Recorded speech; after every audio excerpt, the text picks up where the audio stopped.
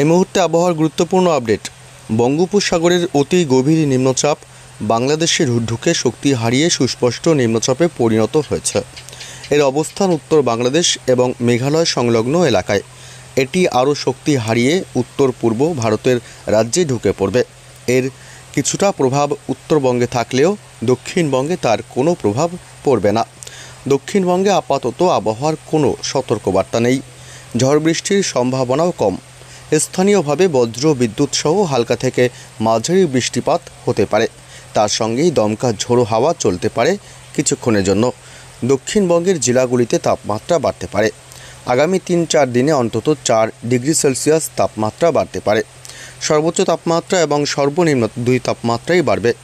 বাতাসে জলীয় বাষ্পের পরিমাণ বেশি রয়েছে। গরম এবং জলীয় বাষ্পের কারণে আর্দ্রতাজনিত অস্বস্তি কষ্টদায়ক হতে পারে।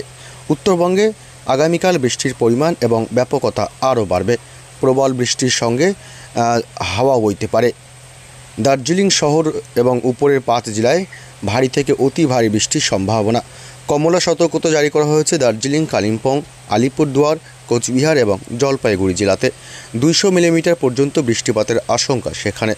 মালদহ, উত্তর এবং দক্ষিণ দিনাজপুরে বজ্র বিদ্যুৎ সহ ভারী বৃষ্টি এবং দমকা ঝোড়ো হাওয়ার সম্ভাবনা রয়েছে। 40 থেকে 50 কিলোমিটার গতিবেগে দমকা ঝড় বইতে পারে। আজ উত্তরবঙ্গের প্রায় সব জেলাতেই বিক্ষিপ্তভাবে বৃষ্টি হতে পারে। 2-1 জায়গায় ভারী বৃষ্টির পূর্বাভাসও রয়েছে। রবিবারে শুধুমাত্র দার্জিলিং এবং কালিম্পং জেলাতেই বিক্ষিপ্তভাবে ভারী বৃষ্টি চলবে। এরপর বৃষ্টির পরিমাণ কমতে পারে, তবে বাড়তে পারে তাপমাত্রাও।